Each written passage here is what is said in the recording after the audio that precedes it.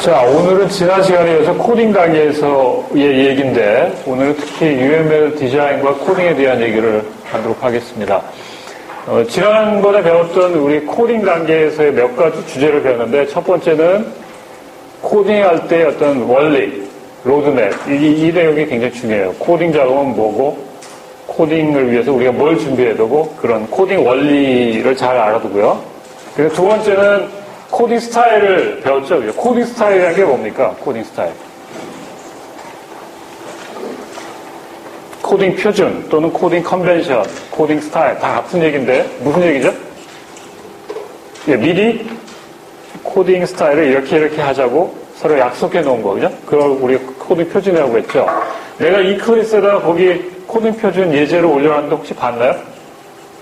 네, 그거 한번 보세요. 꼭 뭐 이번 학기에 이런 프로젝트에 이걸 적용하라는 얘기가 아니고, 나중에 이제 기업에서 여러분들이 진짜 개발자로 일하게 되면 이런 코딩 표준이 꼭 필요한데, 이걸 샘플로 해서 여러분 만들어 보세요. 실제 우리 국내 기업에서 그런 표준을 아직은 많이 도입하고 있지 않은 것 같은데, 제대로 하려면 그런 코딩 컨벤션을 미리 쓰고 거기에 맞추는 게 좋아요. 그 다음에 세 번째 주제는 뭐였죠? 지난 시간에 우리 했던 것 중에 기억에 남는 거, 코딩 스타일 말고 중요하다는 게 뭐였죠?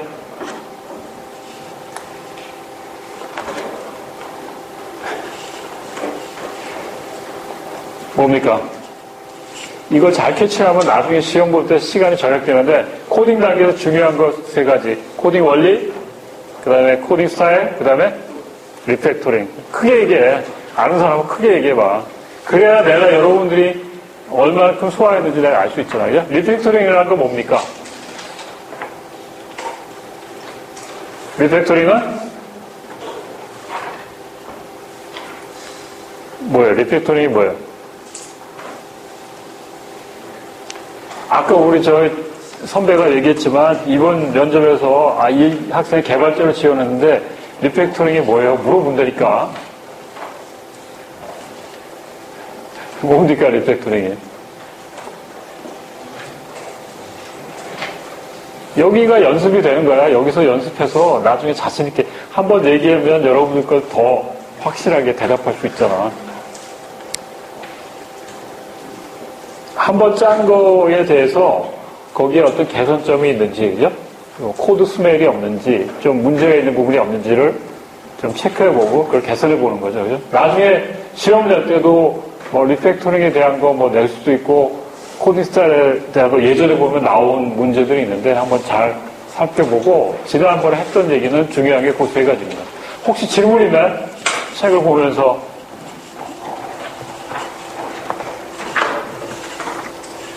질문.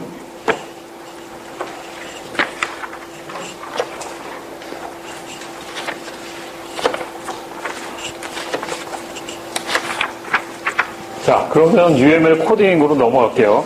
이거 벽을 놓고 얘기하는 것 같다고. 내가 저기 카메라하고 둘만 있는 거야. 얘기를 해봐. 공부해야 얘기할 수 있는데. 자, UML. 오늘은 그냥 UML 설계도로부터 프로그램 언어 사이에 어떻게 전환하는지. 결국 여러분들이 지금 프로젝트에서 UML 클래스 다이어그램 그렸는데 여러 가지 다이어그램을 코딩으로 옮기는 게 코딩 작업이죠. 그죠? 그래서 UML 다이어그램하고 자바 프로그램과 어떤 관련이 있는지 그 내용이 오늘 핵심 주제입니다. 이미 여러분들이 클래스 다이어그램에 대한 거는 많이 소개를 받았어요. 그리고 중간 시험에도 나왔죠. 그죠?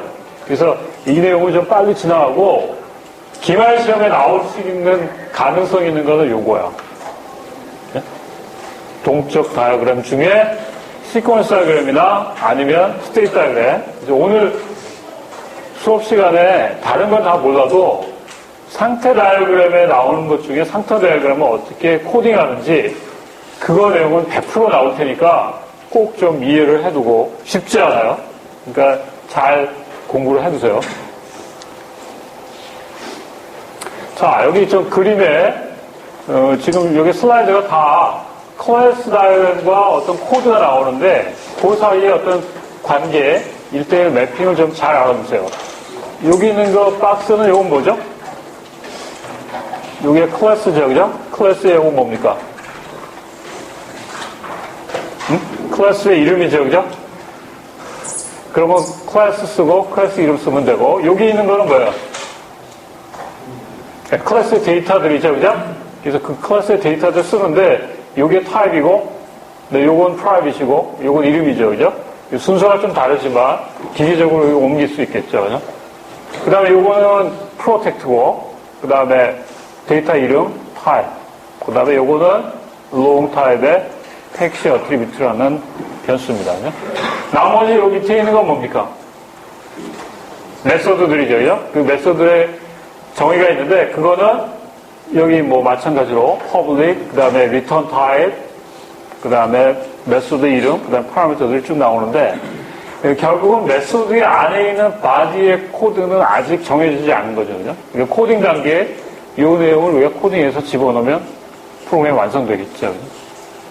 자, 기본적인 건 다 지난번에 우리 다이어그램 얘기할 때 했고,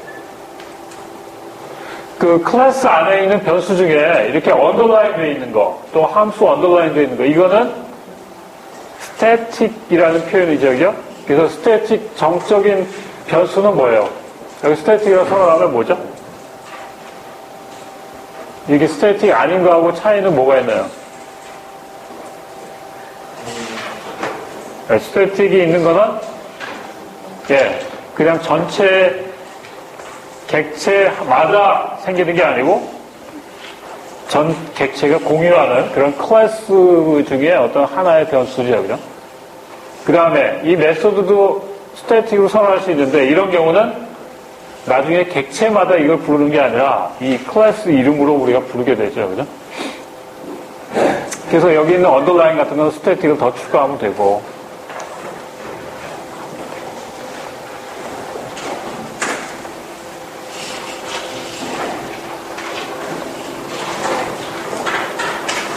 그 다음에 유틸리티 클래스.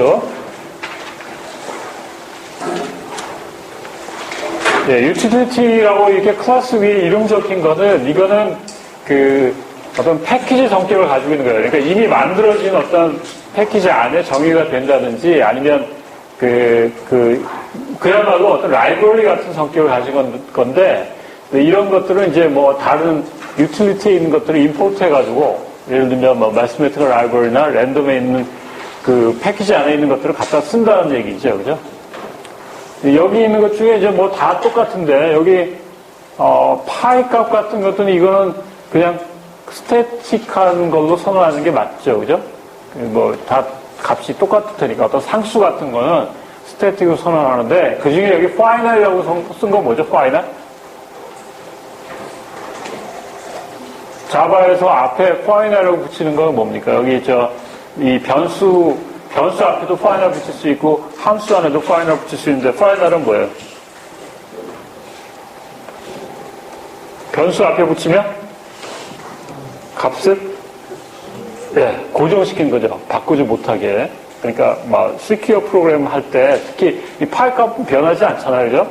그러니까 이거를 안 쓰면은 이 파일 값도 나중에 프라이빗이라고 그러면 이 안에서 바꿀 수 있는데, 그걸 아예 못 바꾸게 하는 거고, 함수 안에 파일을 적으면 리턴 타입이 고정된 거죠, 그죠? 리턴 값 같은 거에. 그 다음에 오버라이딩을 못 하는 거죠, 그죠? 그 함수를 아주 고정시켜주는 그런 의미가 있습니다. 자, 여기부터 이제 우리가 배웠던 클래스 사이의 관계나 객체 사이의 관계가 나오는데, 상속의 의미는 우리가 요 클래스를 정의할 때, 요 뒤에다 이 스탠드라고 쓰고, 요거에 대한 어디서부터 상속됐다는 걸 표현하면 되죠, 그죠? 나머지 요거는 그냥 코딩은 똑같아요, 그죠? 별로 어려운 거 아니고, 여기 지금 클래스 다이어그램에는 이메일이라는 변수하고, 여기 메소드가 notify만 적였는데, 여기 있는 get email, set email, 이거 왜 적어뒀죠?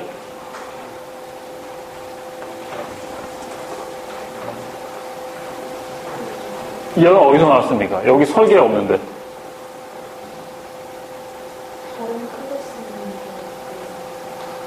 다른 클래스에 있는 거, 다른 클래스들이 이 값을 불러오는 그런 액세스하는 함수를 여기다 적어준 건데, 이런 것들을 우리가 여기 있는 변수가 나오면 항상 필요한 거기 때문에 이거 디자인할 때 그것까지 넣지 말라고 했죠. 그죠?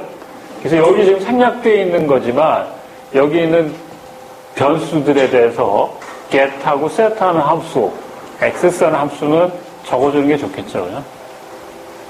됐고. 그 다음에 연관관계. 우리 연관관계를 이렇게 선으로 표시했는데 이 선의 표시가 여기에 분명히 구현이 돼야 돼요. 그죠? 그러니까 여기 있는 학생이 자기 시간표가 있는데 스케줄이 이 시간표가 어느 학생 건지를 알아야 되겠죠. 그죠? 그러려면 어떻게 돼요? 여기 있는 클래스 안에 얘를 포인트로 갖고 있든지 아니면 객체 그냥 전체를 품고 있든지 여기 있는 걸 알아야 되겠죠. 그죠? 여기서는 그냥 객체를 그냥 품고 있는데 그 객체 타입이 스튜던트고 이름이 더 스튜던트라는 거죠. 그죠? 그 다음에 이쪽에서도 마찬가지예요. 스튜던트가 내 일정이 뭔지를 알아야 되는데 그 객체 스케줄이 어떤 건지를 얘가 알고 있어야 되겠죠. 그죠? 그래서 여기 이 선으로 표현한 게 결국 이걸로 구현되면 돼요. 근데 어떤 사람은 디자인할 때 이 선으로 표현된 거 여기다가 이제 스튜던트라고 이렇게 변수 이름으로 넣었는데 그거는 중복되는 거고 이 선 자체가 이걸 의미하는 거기 때문에 거기에 그런 레퍼런스 표현하지 말고 이 선만 있으면 이렇게 구현을 해야 되겠죠. 그 다음에 예, 방향성이 있는 경우 학생의 일정이 뭔지만 알고 싶을 때는 이쪽 방향으로만 알고 있으면 돼요. 그죠? 이쪽에서는 이걸 알 필요가 없다는 얘기죠. 그죠?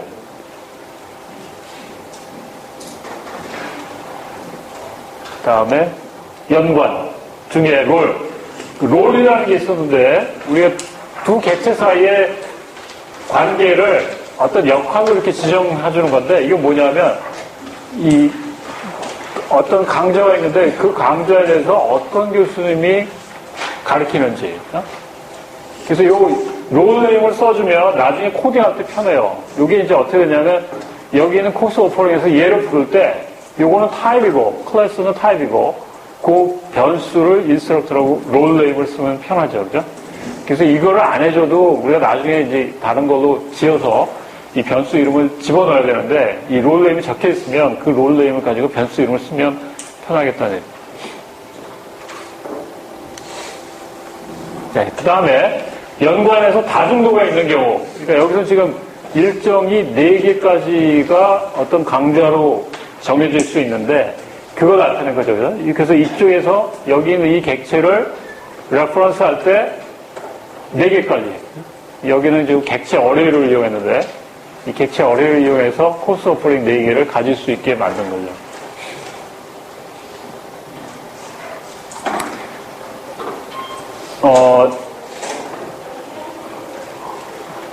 네.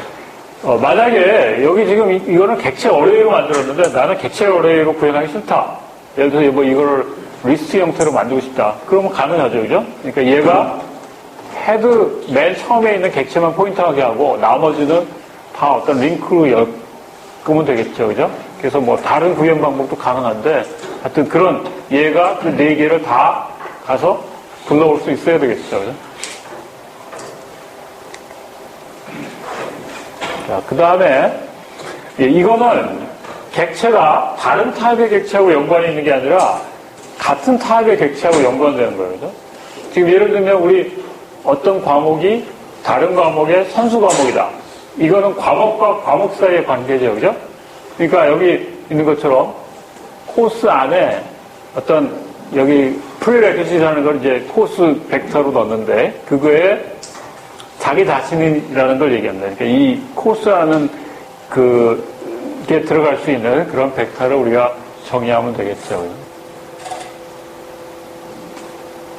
그 다음에 그 다음에 연관관계 끝났고 집합관계는 구현하는 거를 보면 연관관계가 비슷해요. 그러니까 여기서 얘를 품고 있는 건데 컨테이닝하고 있는 건데 여러 개를 가지고 있을 수 있으니까 얘가 여기 있는 거를 뭐 그냥 벡터로 가지고 있든지 아니면 그냥 그 링크 형태로 가지고 있든지 관계없는데 하여튼 여기 있는 게 자기가 포함하고 있는 여러 컴포넌트를 다 가지고 있으면 되겠죠. 그죠? 그래서 얘는 지금 이 벡터라는 거 우리 그 C++의 스탠다드 라이브러리에 보면 저런 벡터 유형이 있어요. 그러니까 뭐가 똑같냐면 객체 어레이하고 똑같은 거예요.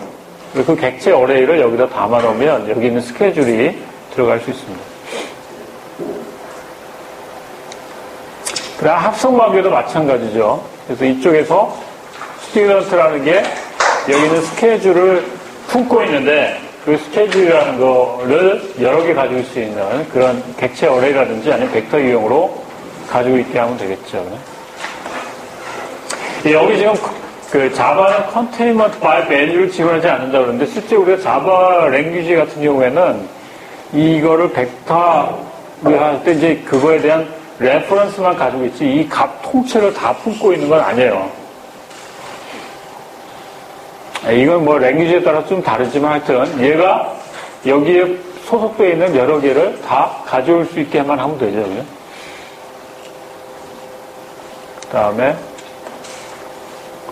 그 다음에 이제 클래스의 조금 독특한 다른 유형인데 이 인터페이스 같은 거, 어떤 함수의 정의만 되어 있는 인터페이스는 그 함수의 정의를 얘가 구현하는 거죠. 그죠? 그래서 우리 자바 랭귀지에서는 그냥 클래스 이름 쓰고 임플리멘트하고 뒤에 인터페이스 이름 쓰면 이 인터페이스에 정의된 그런 프로토타입을 여기서 구현해서 쓰겠다는 얘기죠. 그죠? 그래서 이제 임플리멘트 하면 되는데 자바의 경우는 이제 여러 개의 인터페이스를 이렇게 멀티 상속 같이 그렇게 해서 구현할 수도 있고요. 이런 식으로 다중상속으로 이 인터페이스를 이쪽에서도 구현해서 쓰고 이쪽에서도 지금 상속했는데 실제 자바 랭귀지에서 다중상속이 안 되죠, 그죠? 근데 이것처럼 한쪽은 상속해서 쓰고 한쪽은 인터페이스를 구현해서 이렇게 다중상속 효과를 낼 수는 있어요. 이건 좀 편법이고 실제는 이 익스텐드는 하나밖에 안 되죠. 그죠? C++ 같은 경우는 여러 개의 클래스에서 다중상속이 되죠. 그죠? 네, 그거를 이제 디자인으로 나타낸 거고. 그 다음에 C++의 추상 클래스는 뭐 개념이 자바의 인터페이스가 거의 유사한데 앞에 abstract라고 정의해놓은 클래스는 이 안에는 정의만 있는 거죠. 그죠? 이거의 실제 객체는 안 나타나는 거예요. 그죠? 그렇지만 여기 안에 있는 걸 우리가 구현하면 여기 상속받으면 이 안에 여기 있는 토크라는 인터페이스가 실제 구현돼가지고 여기에 대해서 이 객체에 대해서 적용될 수 있는 그런 메소드가 되는 거죠. 그 다음에 C++의 파라미터 클래스라고 있는데 어떤 거죠? 파라미터 클래스? 타입을 정의할 때 여기 지금 셋이라는 걸 정했는데 그 셋 안에 타입 같은 걸 지금 미지수로 해놨어요. t라는 거나 또 그 개수 같은 것도 미지수로 해놨는데 요거를 나중에 바인딩해서 내가 쓸 때 set이라는 걸 정의할 때 my set of float라는 건 floating 타입의 어떤 set을 정의하는데 floating 타입과 t가 100이 요게 지금 각각 매칭이 돼서 바인딩 돼서 쓰게 되는 그런 유형이죠. 그래서 UML에서는 이렇게 표현하고 나중에 구현할 때는 이렇게 코딩으로 옮기면 됩니다. 자바에서는 이런 내용이 없죠. 그죠? 그 다음에 패키지는 이미 아키텍처 얘기할 때 우리가 다 표현했는데 그 클래스의 모임을 우리가 패키지라고 정의하면 나중에 코딩할 때도 이 클래스를 정의할 때 얘가 어떤 패키지인지를 우리가 지정을 해놔야 되죠. 그죠? 앞에다가 정의하면 이런 UML에서 우리가 적은 게 이렇게 코딩이 되겠죠.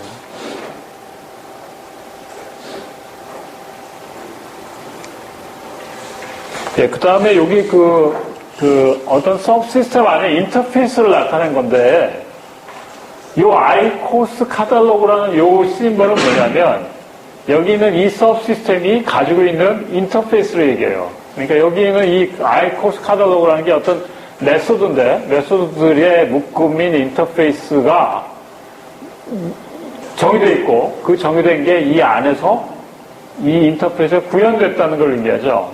그러니까 밖에서 우리가 다른 이 패키지 밖에서 이 안에 있는 걸 쓸 때 여기 있는 이 메소드가 가지고 있는 이 인터페이스를 호출해서 쓸 수 있다는 걸 의미하죠. 그죠? 여기 지금 이 심볼은 그 왜 여러분들 하드웨어 보면 그 하드웨어 RC 같은 거 보면 이렇게 왜 여기 직접 회로에 여기 이렇게 쭉 인터페이스 다리들이 있잖아요. 그죠? 칩 꽂으면, 롬 같은 거 꽂으면. 그래서 여기에 이제 인터페이스들이 뭐 우리 그 RC 칩의 그 데이터북들 보면 여기에 여기 데이터가 1이 가고 데이터 2가 가고 이게 쫙 표시되어 있잖아요. 그죠? 그러니까 이걸 밖에서 쓸 때. 마찬가지로 이게 소프트웨어로 본다 그러면 이 블랙박스로 되어 있는 어떤 패키지를 이용할 때 밖에서 어떤 함수를 불러서 이걸 쓸 수 있는지를 나타내 준 게 저기는 인터페이스입니다. 네, 그걸 이제 그림으로 나타내고 그게 실제 코드로 됐을 때 이렇게 된다는 거고요. 자, 거기까지. 혹시 질문 있나요?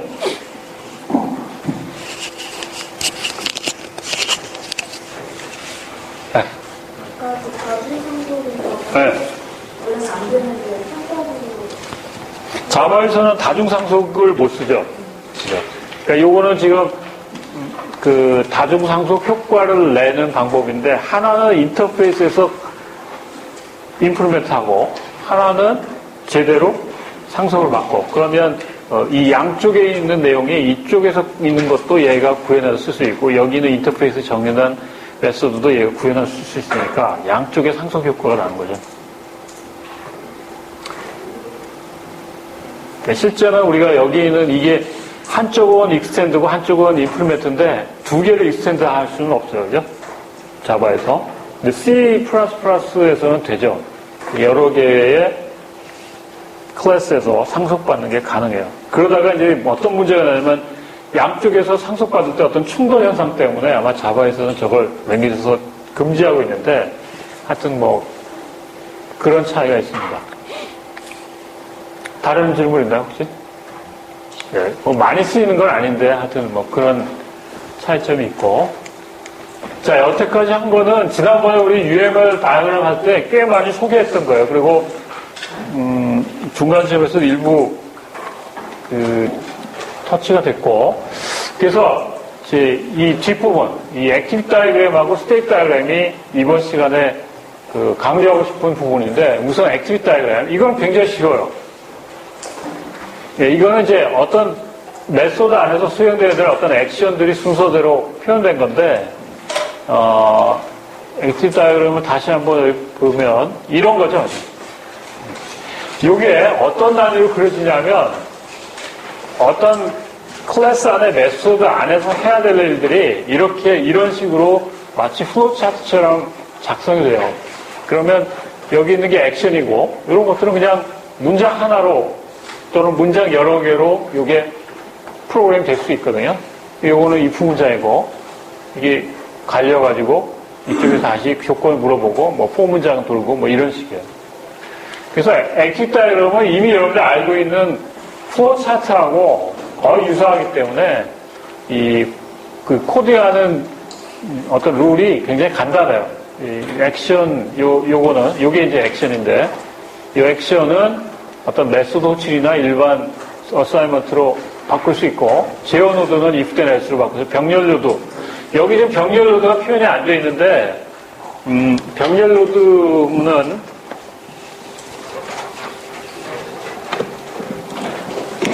아마 액티브 다이어그램 표현할 때 설명할 때 했을 텐데 이렇게 병렬로 액션이 일어나다가 어디 가면은 이렇게 싱크가 돼가지고 서로 머지가 돼서 다시 또 다른 액션으로 일어나고 거기서 끝나고 이런 식으로 표현하거든요. 그러니까 이런 것들은 이제 서로 스레드를 만들어서 이쪽 스레드와 이쪽 스레드가 동시에 수행되도록 그렇게 이제 프로그램 짜면 되겠죠.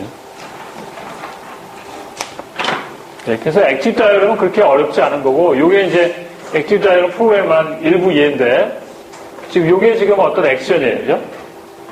그래서 여기 wait for coin이라는 거는 여기 이제 파일 문자가 돌아가는데 이 파일 문자 안에서 어떤 조건을 만족하면 wait for coin이고 그다음에 여기서 이제 add coin value to amount 여기에서 액션이 일어나는 걸 의미해요. 그죠?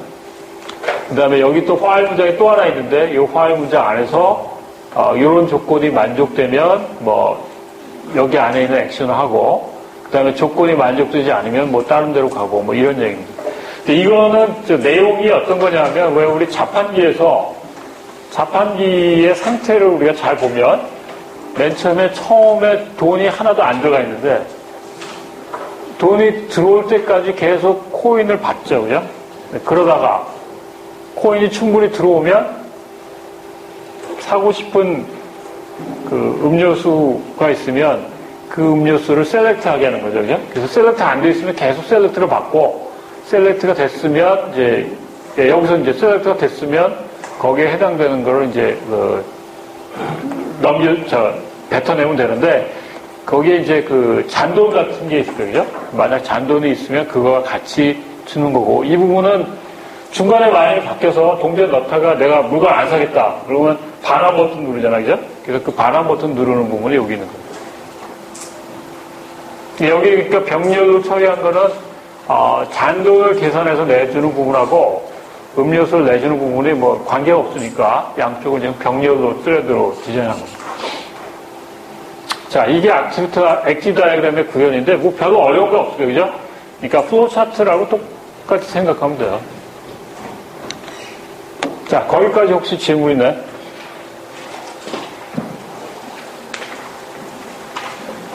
자, 이 부분은 잘 들어보세요. 이 부분에 뭐 거의 기말 시험에서 좀 물어볼 테니까 조금 어려운 부분일 거야, 아마. 상태 다이어그램.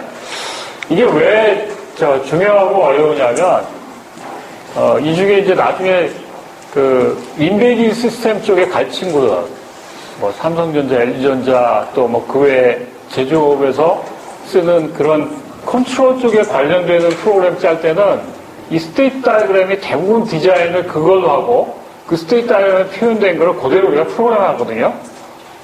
그래서 이걸 좀 잘 알아둬야 될 것 같아요. 자, 우선 이걸 봅시다. 자, 우리가 스테이트 다이어그램에는 뭐가 표현되어 있죠? 뭐가 표현됐습니까? 이게 뭡니까? 스테이트 다이어그램 요거 뭐죠?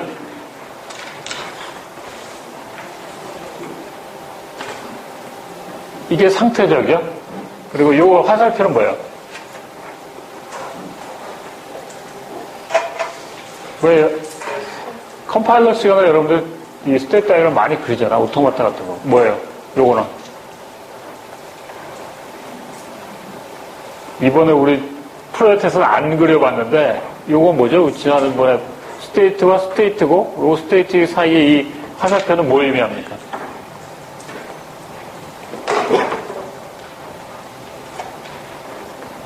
상태의 변화를 의미해요. 그죠? 그래서 예를 들면 지금 그 자판기 같은 거 보면 맨 처음에 동전이 아무것도 안 들어가 있는 동전을 기다리는 상태가 있겠고 그다음 동전을 하나씩 넣으면 어떻게 되죠? 동전을 계속 기다리는 상태가 되다가 어느 정도 충분한 이 뒤에 있는데 이거 어느 정도 충분한 돈이 들어오면 이제는 물건을 선택하는 그런 버튼을 눌러야 되는 상태가 되잖아요. 그죠? 그러다가 또 뭐 이 밑에 가면은 그 동전이 이제 버튼 눌렀으면 그 버튼에 해당되는 물건을 내보내주는 상태로 넘어갈 거고, 그죠?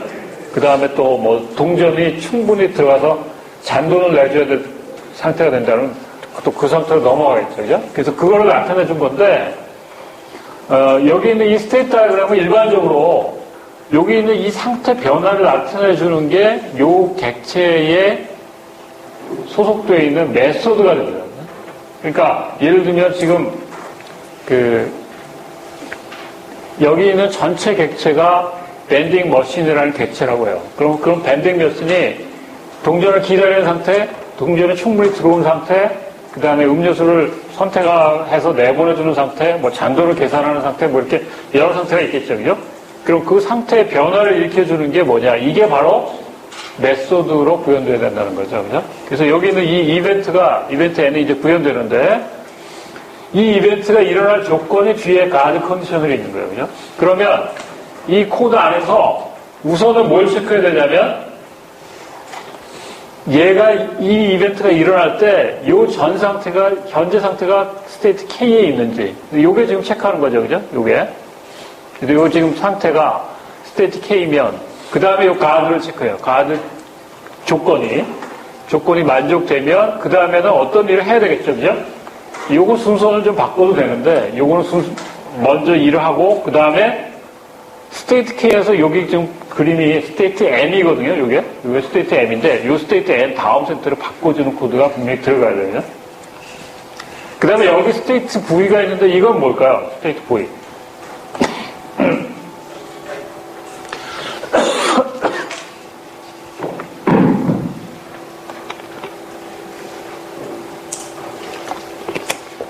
지금 저 스테이트 K, 스테이트 V는 여기 있는 이벤트 M이 또 다른 데서 어떤 스테이트 V라는 걸 시작해서 뭔가 다른 스테이트로 변하게 하는데 이벤트 N이 사용됐다 그러면 그거에 대한 코드가 여기 들어가 있는 거죠, 그죠?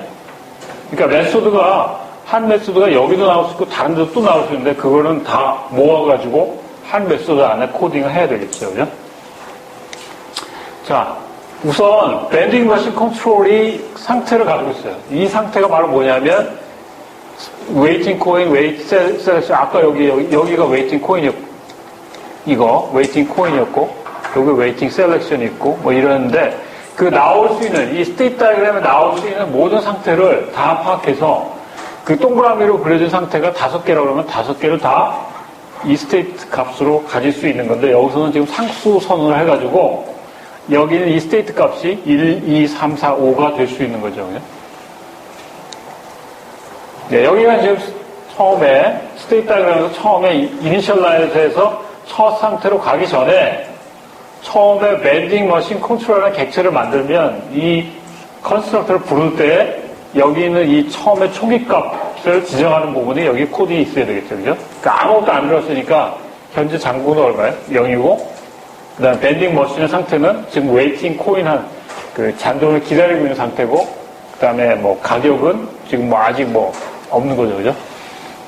이 가격은 이제 나중에 우리가 조건 체크할 때 이 가격이 벗어났으면 이제 웨이팅 셀렉션으로 넘어가니까 이게 이제 밴딩 머신에서 파는 물건의 가격이겠죠.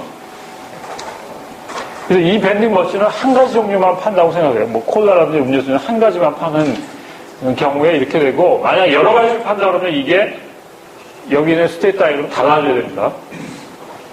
처음에는 기다리는 상태, 그 다음에 충분히 돈이 들어왔으면 셀렉션 되는 상태인데 이 부분, 인서트 코인하는 메소드가 여기서 구현된 거예요.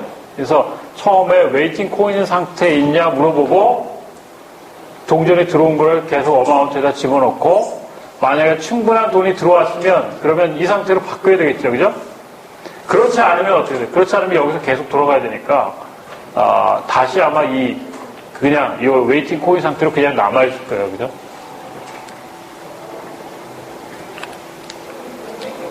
이 코드가 지금 다 안 나와 있는데 내가 우리 교과서에는 이 내용이 좀 적게 나와 있고 내가 쓴 다른 책에 이 내용이 아주 자세하게 나와 있으니까 그거를 내가 PDF 파일로 만들어서 이 클래스에 올려줄게요. 자세한 설명도 있고 이 예제에 대한 자세한 디자인이 다 있어요. 코드하고 같이. 그러니까 그거를 여러분이 좀 보고 혹시 질문이 있으면 다음 시간에 더 계속하고 이거는 반드시 파이널에 나올 겁니다. 자, 순서 다이그램은 지난번에 우리 중간시험 볼 때 주관식 2번 문제에 나왔죠. 그죠? 그래서 시퀀스 다이그램은 객체 사이의 메시지 교환을 나타내는데 이거 여기 있는 메시지 1이 어디서 정의되는 메시지 1이에요? 객체 2에 정의되는 메시지 1이죠. 그죠? 그래서 객체 B의 안에는 메소드 1이 정의되어 있어야 되고 그 메소드 1 안에서 뭘 불러요? 객체 C에 대한 O3에 대한 메소드 2를 부르고 그 다음에 O4 여기 지금 생략되어 있는데 O4에 대한 메소드 3를 부르는 거죠. 그죠? 그래서 이 메소드 2와 3는 어디에 정의되어야 돼요? 여기는 클래스 C와 클래스 D에 나중에 자세하게 정의도 연습하는 메소드가 정의가 돼야 되죠. 그죠? 이게 중간시험에 주관식 2번에 나왔던 문제고. 그래서 순서 다이어그램은 이미 여러분 중간시험에 커버했으니까 그 액티비티 다이어그램하고 상태 다이어그램을 잘 알아두세요. 그거는 기말시험의 범위에 들어가는 부분이니까. 질문 있나요? 혹시 질문?